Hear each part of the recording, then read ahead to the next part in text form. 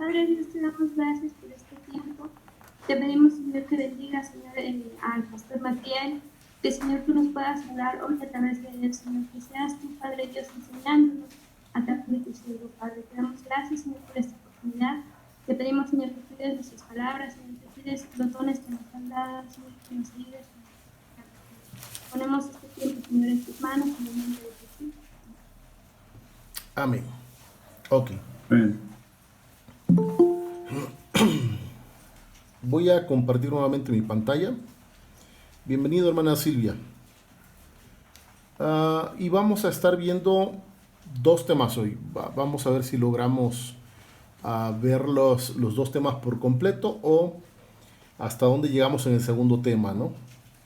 El primer tema es el material del artículo que les envié en dos partes. El artículo se llama ¿Quién controla el significado? El lector o el autor. Espero que hayan leído las dos partes de este artículo. Ese artículo viene en un libro precisamente de hermenéutica. Los dos autores hacen un tratado bastante completo sobre el proceso de interpretación. De hecho, es hermenéutica y con ejercicios para realizar la exégesis. Y ellos presentan al inicio una narración de un momento en la vida de uno de ellos, en donde uno de sus hijos están leyendo el libro del Mago de Oz y están contentos por la historia que cuenta la novela, ¿verdad? La novela del Mago de Oz. Sin embargo, al final de cuando ellos empiezan a contarnos cómo los niños disfrutaron de esa novela, empiezan a cuestionarnos si el autor de la novela del Mago de Oz tenía otra intención aparte de la intención de contar una bonita historia donde el bien triunfa sobre el mal. Y entonces empiezan a presentarnos la situación política de los Estados Unidos en el momento en el que la novela sale y cómo cada uno de los personajes podría representar a una de las fracciones políticas de Estados Unidos o bien podría presentar a un sector de la industria de Estados Unidos. Y bueno, decía el autor que la discusión que se tenía en ese momento era sobre si era ¿qué deben de hacer, ¿verdad? En cuanto a la riqueza del país, si la deberían de tener en lingotes de oro o bien cambiarlo a otro sistema, ¿verdad? De valor. Y alguien estaba proponiendo que ese sistema de valor fuera la plata. Y entonces dicen, por esa razón tiene sentido la expresión de sigue el camino amarillo, como la indicación que el autor está diciendo que en realidad lo que se tiene que hacer es mantener la riqueza del país en oro. Bueno, y se da esta discusión, ¿verdad? ¿Quién entonces debe de darnos el significado del libro? ¿El autor o el lector? ¿Quién está en lo cierto en lo que respecta a la interpretación, ¿verdad? Eso es lo que están preguntándose. ¿Está acaso equivocado los hijos de Daniel cuando interpretan la historia como un simple cuento en que el bien triunfa sobre el mal? ¿No pretendía el autor que fuera una sátira política? ¿No nos equivocamos si la entendemos de otro modo? ¿Cuál es el significado de la historia y quién es el que determina cuál es ese significado? El artículo sigue girando, contándonos algunos otros momentos en donde es importante observar cómo el significado tiene un peso relevante, ¿no? Si ustedes pusieron atención, en algún momento nos habla de cómo nosotros no podemos leer algo distinto, por ejemplo, en un recibo, ¿verdad? En un ticket de un servicio que nos está ofreciendo una empresa y que tenemos que pagar después de cierto tiempo. Nosotros no podemos darle un significado a ese recibo, sino más bien encontrar el significado real. ¿Por qué? Porque si no, en su momento nos van a cortar el servicio y cosas por el estilo. El autor o los autores entonces nos señalan que el elemento central es la comunicación, ¿sí? Y nos dan un ejemplo que es el que quiero traer. Dice, pero supongamos, por ejemplo, que te llega un tierno poema de amor remitido por un amigo o amiga. A medida que leas cada una de las palabras y líneas del poema, te encontrarás preguntándote por el significado que tu amigo o tu amiga ha querido dar a esas palabras. Sin duda querrás saber lo que está intentando decirte. En esta situación seguirás el acercamiento de la intención del autor, puesto que concibes el texto como un medio de comunicación entre el autor y tú. Conoces al autor y quieres saber lo que te está diciendo. Te plantearás la pregunta hermenéutica: ¿qué quiere decir el autor?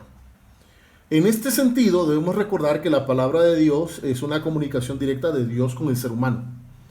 Por lo tanto, aunque se ha hecho en algún momento en la historia de la iglesia cristiana que el lector le imponía ciertos significados a los textos, lo que realmente importa es lo que el autor quiere decir. Y hay términos que tenemos que definir porque son términos centrales, ¿no?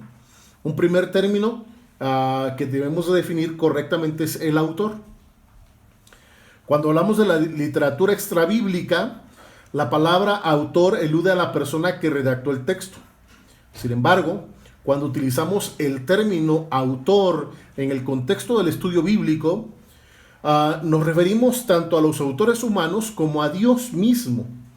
En última instancia, cuando estudiamos la Biblia, buscamos el significado que Dios quiso dar al texto.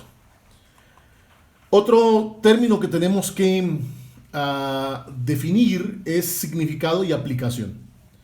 Vamos a utilizar el término significado para eludir a aquello que el autor desea transmitir mediante sus signos. Mediante las palabras signos queremos simplemente aludir a las diferentes convenciones del lenguaje escrito, como la gramática, la sintaxis, los significados de las palabras, etc. Así pues, la interpretación bíblica no es el lector quien determina el significado, sino el autor. El sentido del texto bíblico es aquello que el autor pretendía comunicar cuando escribió el texto. Lo que el lector hace con el significado es aplicar, ¿verdad? Entonces, significado es aquello que el autor desea comunicar y para comunicarlo utiliza signos.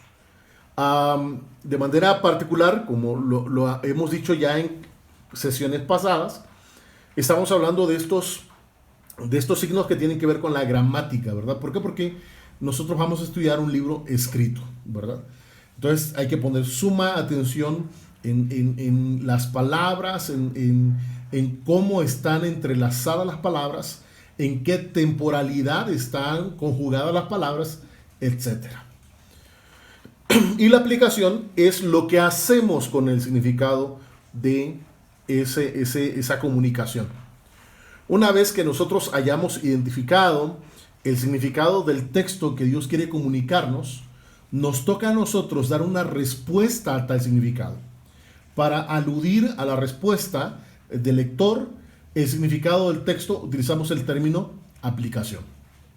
Por esta razón, en el marco de un estudio bíblico, sería incorrecto preguntarnos qué significa para ti este pasaje. Note, eso sería incorrecto, ¿verdad? Y muchas veces lo ocupamos. ¿Qué significa para ti? ¿Qué te dice a ti este texto? La correcta secuencia de preguntas sería, primero, ¿qué significa este pasaje? Segundo, ¿cómo deberías aplicar este significado a tu vida? El significado es algo que podemos validar. Está vinculado al texto y al propósito del autor, no a nosotros como lectores. Por lo tanto, el significado del texto es el mismo para todos los cristianos. No es subjetivo y no cambia con cada lector. Por otra parte, notemos la diferencia entre significado y aplicación. Por otra parte, la aplicación refleja el impacto que el texto tiene en la vida del lector. Es mucho más subjetiva y se expresa en el marco de la situación vital específica del lector. La aplicación del significado variará en el caso de cada cristiano, pero estará sujeta al marco establecido por el significado que el autor quiso darle al texto. ¿Ok? Entonces, el significado solamente hay uno para todos los que estudiamos la escritura. Cada texto tiene un significado, pero las aplicaciones pueden tener una gran variedad de expresiones. ¿Sí? ¿Por qué? Porque a diferencia del significado que es objetivo, el significado es subjetivo. ¿Verdad? Por objetivo hablamos de algo que es concreto, algo que podemos corroborar que así es, y subjetivo es algo que puede ser variable y puede cambiar de un tiempo a otro, aún sobre la misma persona, como también de un lugar a otro, ¿verdad? Entonces eso tenemos que tenerlo siempre presente. Los pasos que se proponen para llegar a este punto de la aplicación.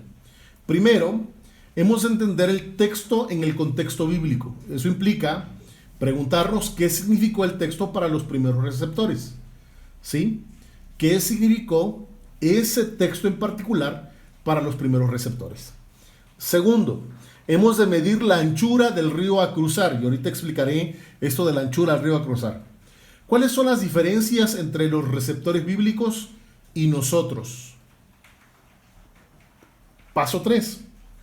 Hemos de cruzar el puente de los principios. ¿Cuál es el principio teológico que se expresa en el texto? Y paso 4. Hemos de entender el texto en nuestro contexto, cómo deberían los cristianos de hoy aplicar en sus vidas el principio teológico en cuestión. Y teníamos un gráfico, ¿verdad? Este es el gráfico.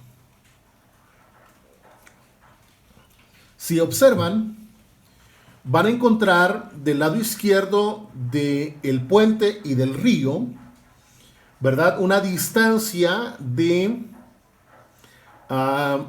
entre 4.000 y 5.000 años en el caso del Antiguo Testamento, y en el caso del Nuevo Testamento, ¿verdad? Va a narrarnos del año 0, del nacimiento de Cristo Jesús, al año 100 aproximadamente.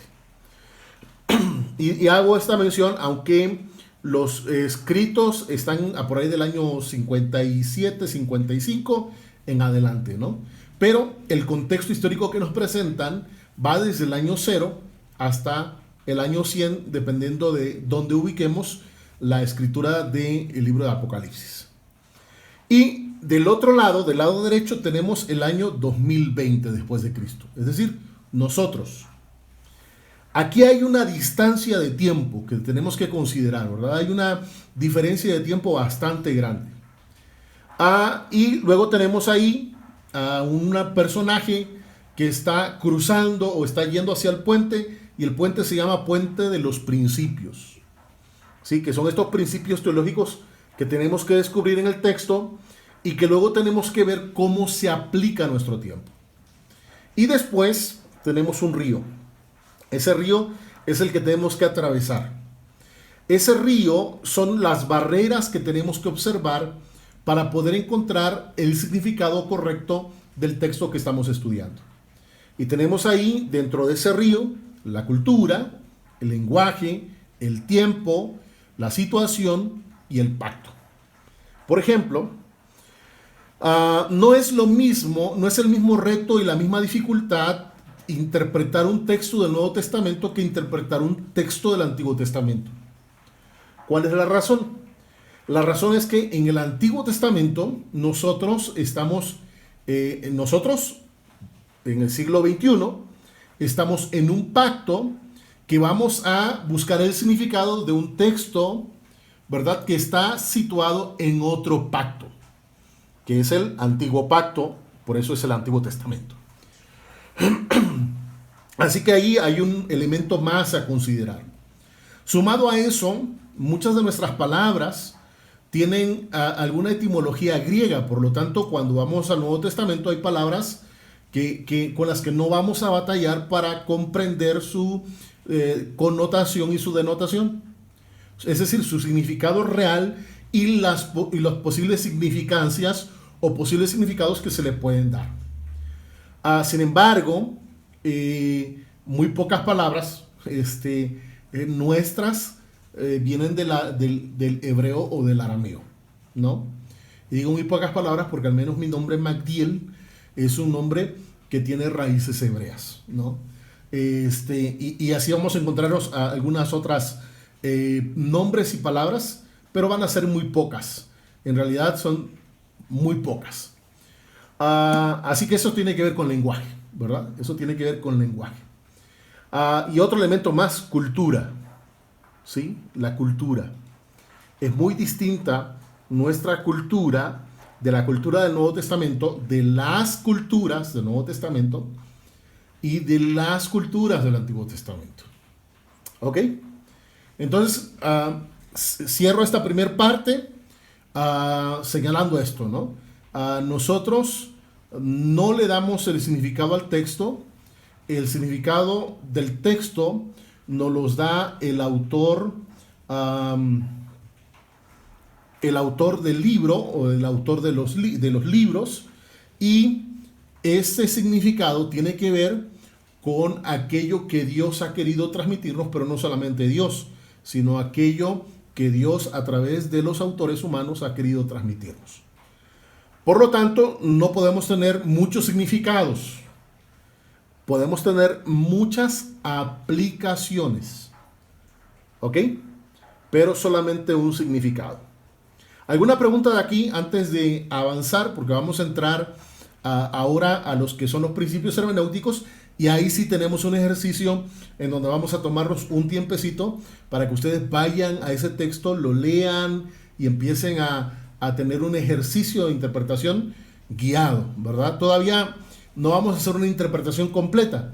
¿Por qué? Porque nos hace falta conocer muchos principios y muchas herramientas que nos ayudarán poco a poco a encontrar el significado real. Pero vamos a hacer un ejercicio. ¿Alguna pregunta hasta hoy de este artículo?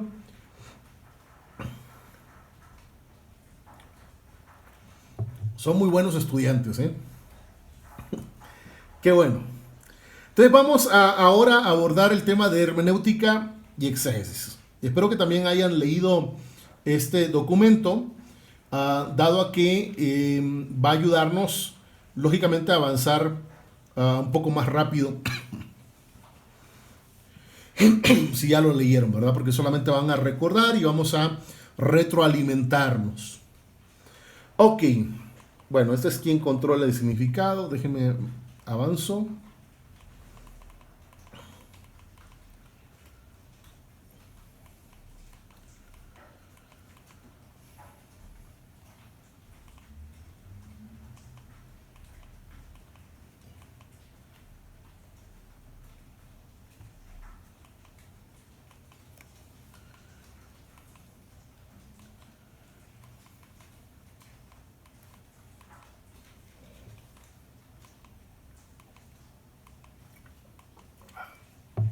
Ok.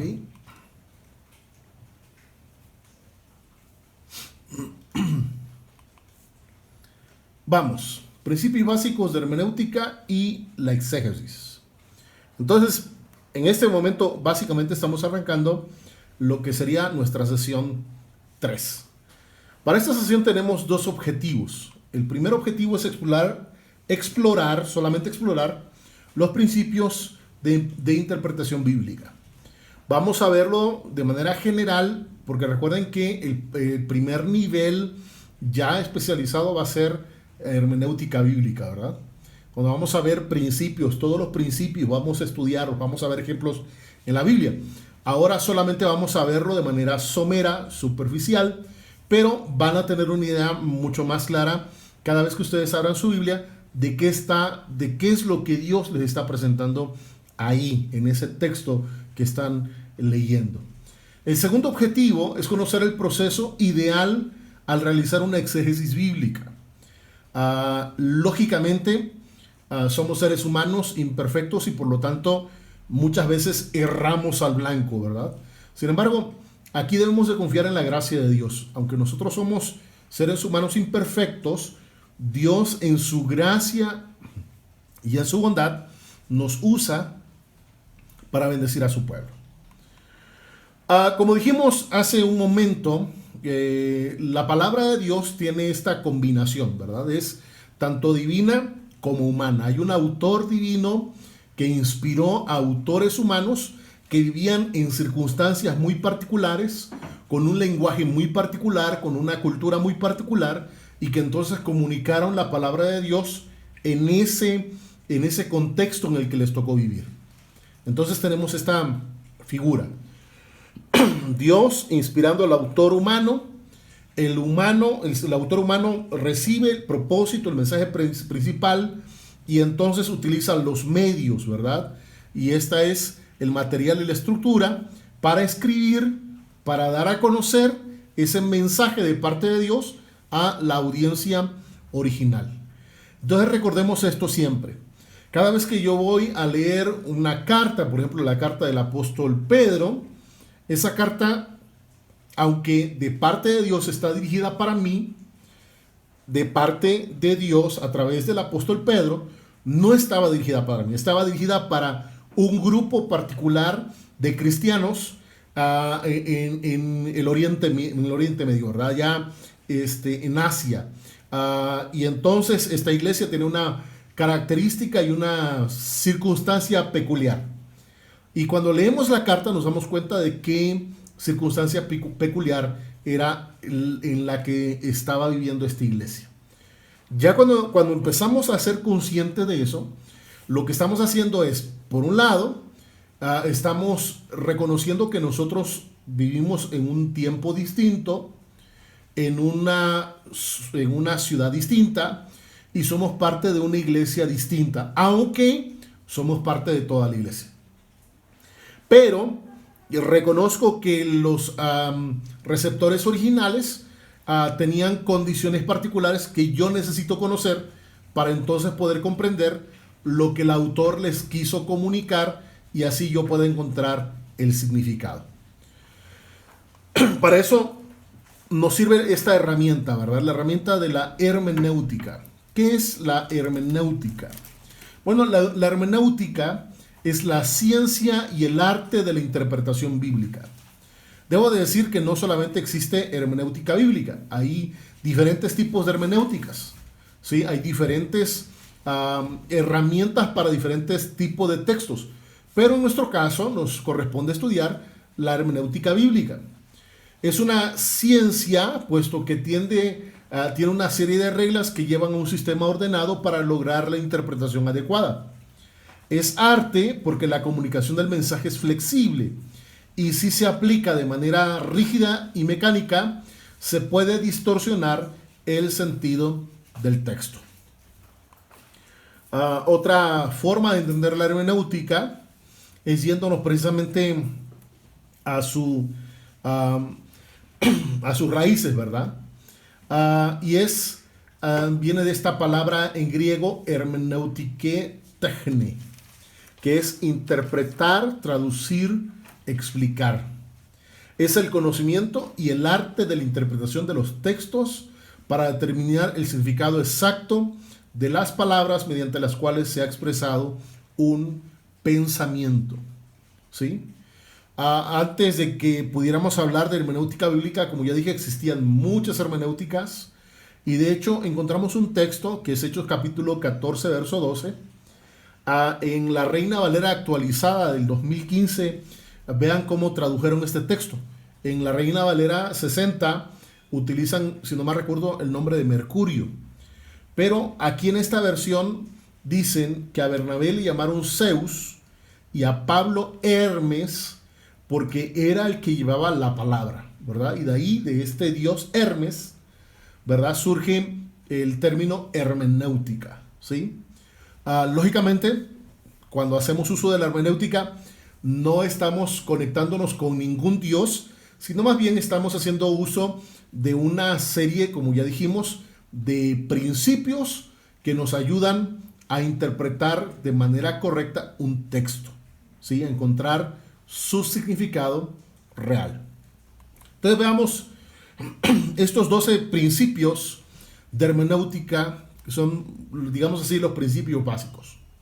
Primero, recordemos que la semana pasada dijimos que teníamos que tener claridad en ciertas convicciones. Y una de ellas era claridad en la convicción de qué es la Biblia, ¿verdad? Es decir, para todo predicador, la Biblia es la palabra de Dios. Así que cuando la Biblia habla, Dios habla. ¿Sí? Esa debe ser una convicción firme en nosotros. En otras palabras, cuando yo me paro enfrente de un grupo de personas o estoy conversando con un amigo y yo quiero decirle, Dios dice, yo tengo que estar seguro que lo que voy a comunicar es lo que la Biblia ha dicho. No lo que yo pienso, lo que yo creo, lo que yo siento. ¿Sí? Porque eso ya entramos en un término subjetivo, ¿verdad? Y dijimos que el mensaje, el significado tiene que ver con algo objetivo. Así que cuando la Biblia habla, Dios habla. El segundo principio, el texto bíblico determina los límites de su propia interpretación. Es decir, el texto bíblico me va a decir cuándo el autor bíblico ha terminado, ha empezado, ha desarrollado y ha terminado una idea.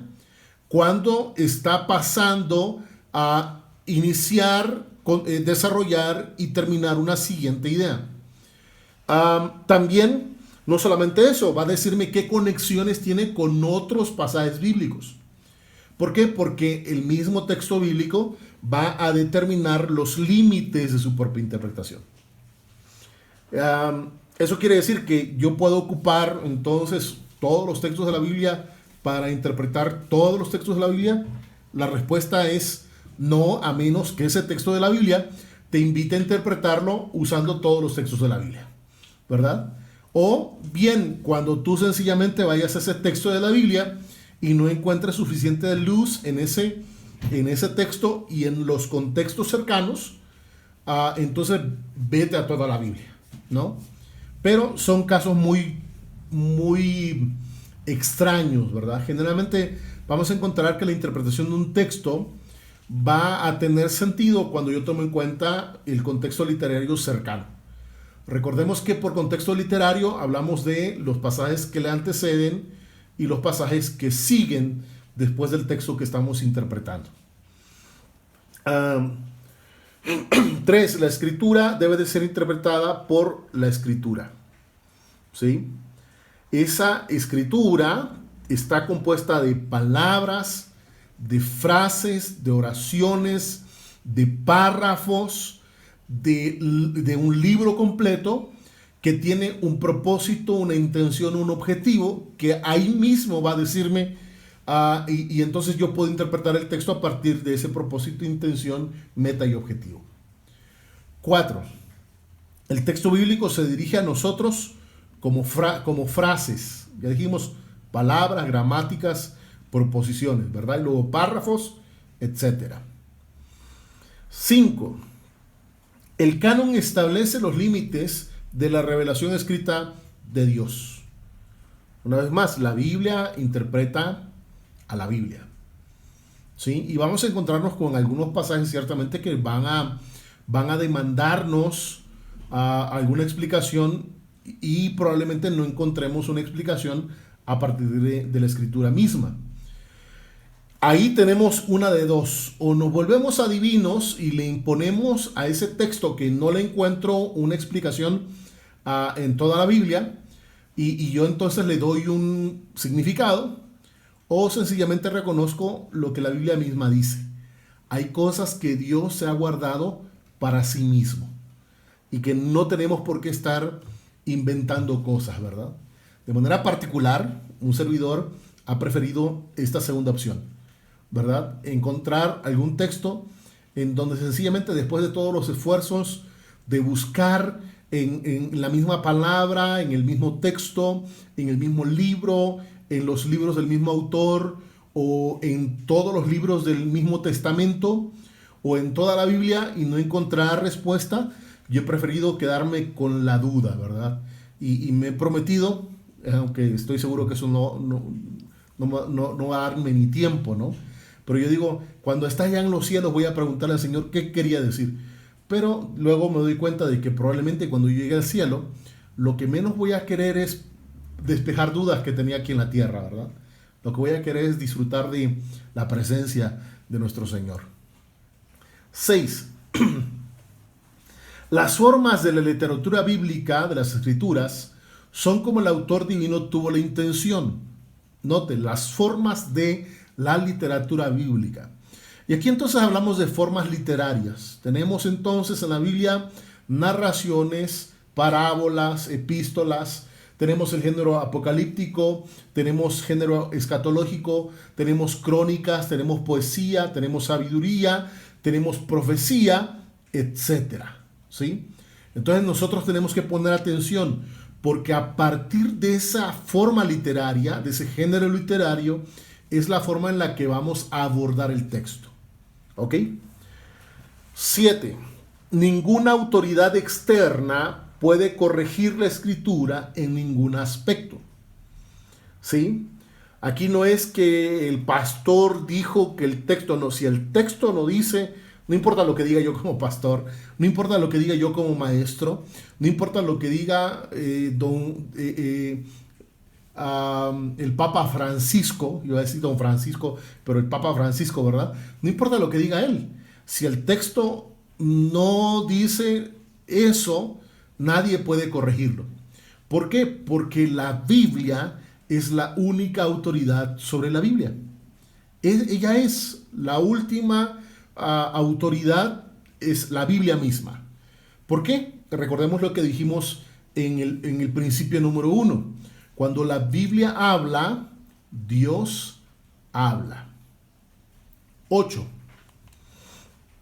El octavo principio. Lo que las escrituras reclaman relativas a la historia en el tiempo y espacio son para ser creídas y enseñadas como realmente pasó en el tiempo y en el espacio. Y bueno, aquí me equivoqué, no es la antropología, es la arqueología. Ha comprobado aquello que antes se cuestionaba, ¿verdad? Cada vez la arqueología va arrojando más luz y más luz y más luz, y vamos descubriendo que lo que la escritura dijo desde hace tiempo, así son, ¿verdad? En un tiempo la humanidad creyó que la tierra era plana, pero la Biblia había dicho que Dios había puesto a la tierra como una esfera sostenida en el espacio. ¿Sí? Entonces, la Biblia hay cosas que dice que no las podemos comprobar ahora, pero que poco a poco la ciencia misma irá validándola. 9.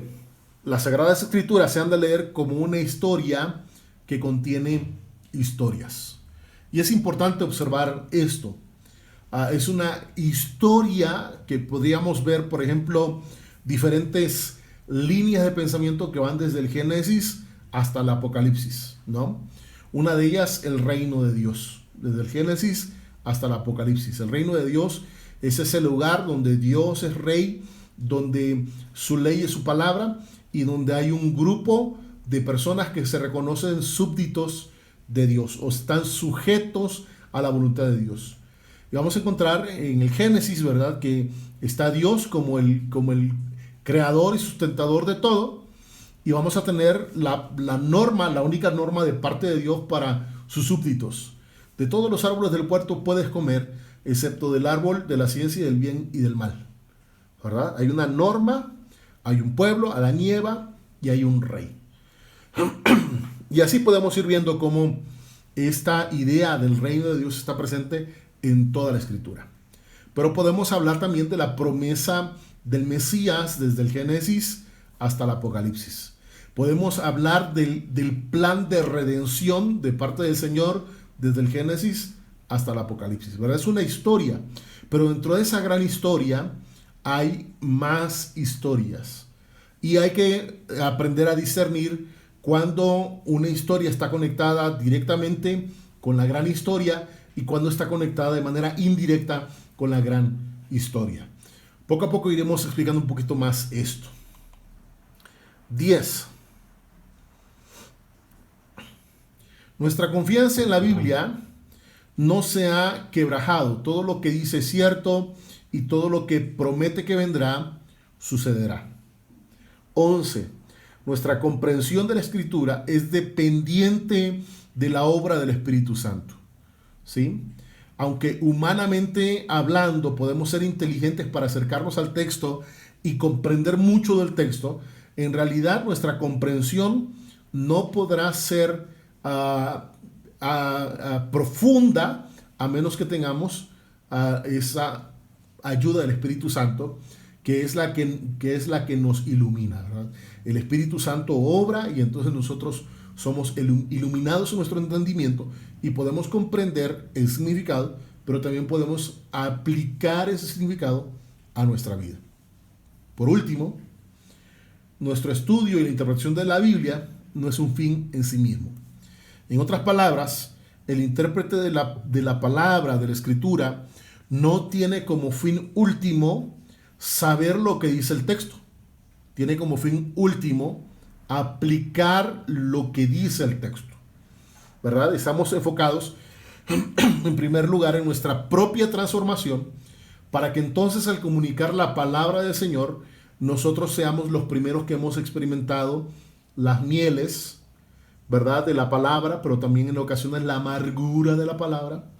En ocasiones vamos a sentir gozo por la palabra y otras veces vamos a sentir angustia por la palabra, dependiendo de qué palabra Dios nos esté dando y cómo tengamos que aplicar esa palabra a nuestras vidas.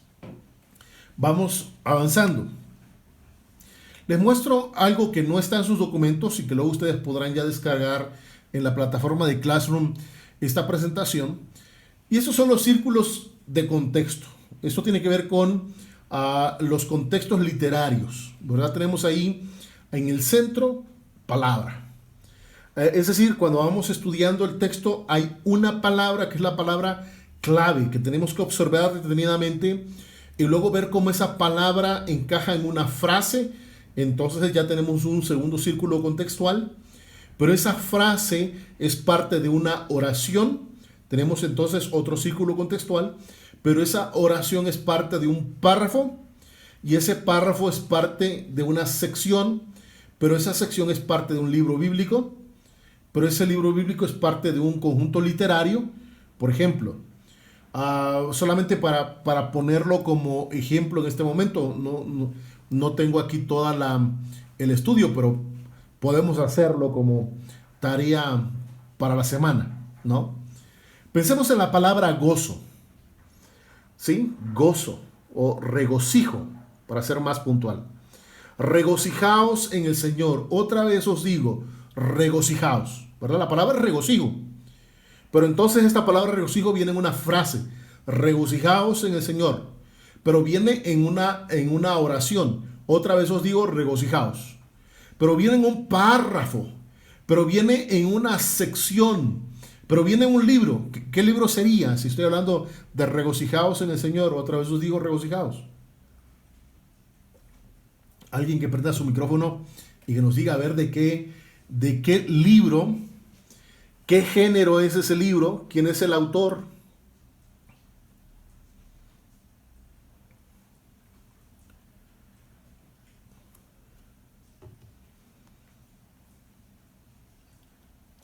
No se peleense.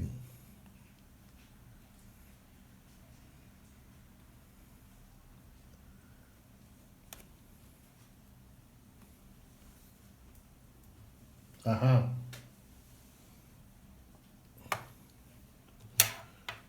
Es Pablo, no solamente es Pablo, es la carta a los Filipenses.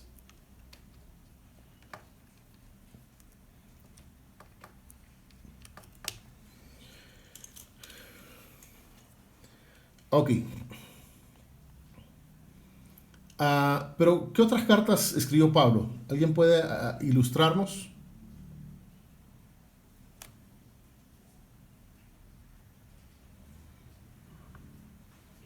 Ok, las cartas a Timoteo,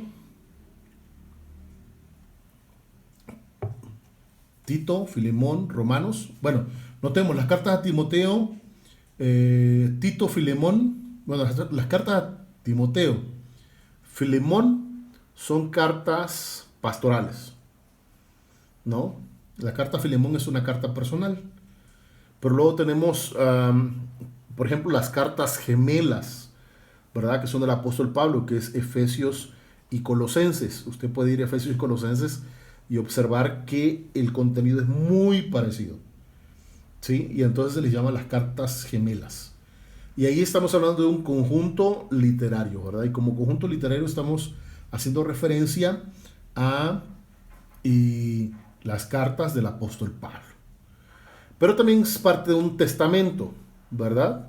Esta palabra, regocijaos, esta frase, regocijaos en el Señor, esta oración, regocijaos en el Señor, otra vez os digo, regocijaos, es parte de un testamento, que es el Nuevo Testamento, y es parte de la Biblia. Ok, vamos a un ejercicio, ¿les parece?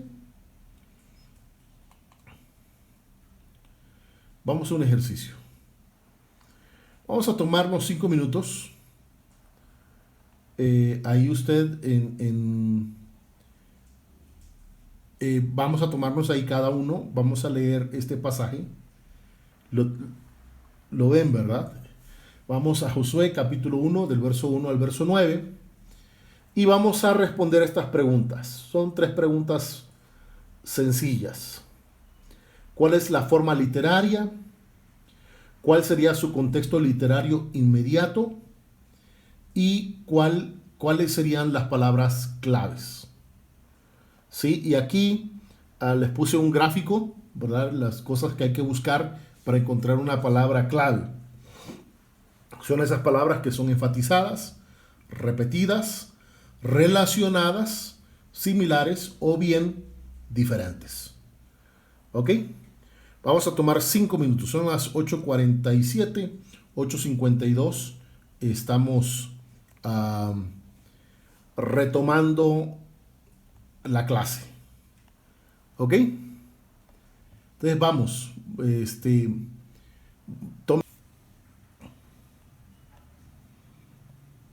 Ok. Voy a pedirles que puedan prender sus cámaras y vamos a ver qué pudieron encontrar. ¿Cómo era la primera pregunta? La primera pregunta es: ¿qué forma literaria tiene? ¿Cuál es el género literario? Yo le dije que era narrativa. Histórico. Ok. Histórico para mí. Ok, es una narración histórica. Las dos tienen razón, ¿sí? Ujú. ¿Sí?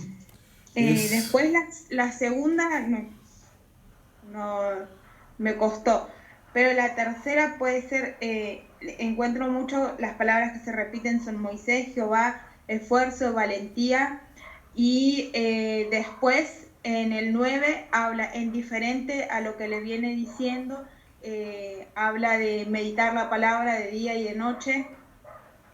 Ok, correcto.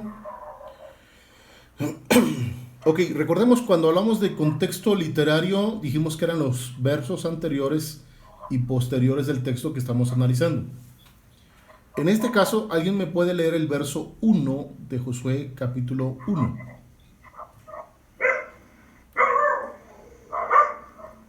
Aconteció después de la muerte de Moisés, siervo de Jehová, que Jehová habló a Josué, hijo de Nun, servidor de Moisés, diciendo, ¿sigo? Ok, hasta ahí, hasta ahí. Si nos damos cuenta, lo que nos está diciendo el verso 1 es que nuestro contexto literario tendría que ser la narración de la muerte de Moisés. Y esa la vamos a tener en el libro de Deuteronomio. ¿Sí? Ahí vamos a tener la narración de la muerte de Moisés. En 34. Ajá. Luego, los textos siguientes serían, si terminamos en el 9, hablamos de que el 10 en adelante sería parte de nuestro contexto literario. ¿Hasta dónde podría llegar? Bueno, llegaría hasta donde terminen la idea o el grupo de ideas que esté presentando el autor. ¿Ok? Que bien puede ser algunos versículos más, puede ser algunos capítulos más, o puede abarcar todo el libro, según sea el caso. ¿Ok? ¿Cuáles son las palabras? Nuestra hermana ya nos dijo varias, ¿no? Pero los demás, ¿qué opinan sobre las palabras claves? Gracias, hermana Lucy.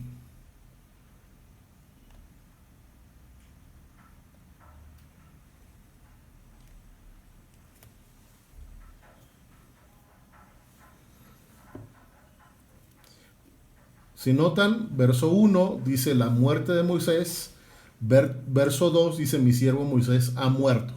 ¿Verdad? Vuelvo a señalar, ahí es donde nos conectamos con el pasaje que tiene que ver con la muerte de Moisés. Luego vamos a tener algunas palabras repetidas. ¿Cuáles serían esas palabras repetidas? Esfuérzate y sé valiente. Es una de las palabras más repetidas. Esfuérzate y sé valiente, correcto. ¿Qué más? Yo puse siervo y servidor. Ok, siervo, correcto. ¿Qué más?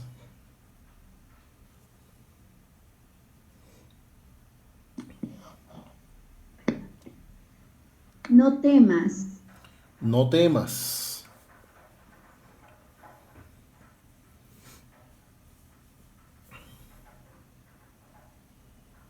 ¿Sería todo? Recuerde, dijimos palabras que se repiten, palabras que se enfatizan, palabras que están relacionadas, que son similares o diferentes. Pueblo y tierra. Pueblo, tierra, correcto. Heredad. Ok. Hay una frasecita ahí que es clave. Porque a Moisés no le servía de nada esforzarse y ser valiente a menos que cumpliera con esa demanda. La ley. Ajá, pero ¿qué dice sobre la ley? Nunca se apartará de tu boca. Nunca, ajá, nunca se apartará de tu boca. Pero luego dice, para que guardes y hagas conforme a todo lo que en él está escrito, verso 8. Porque entonces harás prosperar tu camino y todo te saldrá bien. ¿Sí? En otras palabras, si en estos 9 versículos uno quisiera encontrar un verso clave, el verso clave sería el verso 8. ¿Sí? Lo que estoy diciendo es, a Josué no podría alcanzar los objetivos que Dios le traza a menos que Josué ¿verdad? Se mantenga obedeciendo esa ordenanza de parte de Dios. Ahora, recordemos que hablamos de este río que nos divide entre nosotros y la primera audiencia, ¿verdad? Aquellos que recibieron el texto por primera vez. ¿Qué hay de distinto entre ellos y nosotros?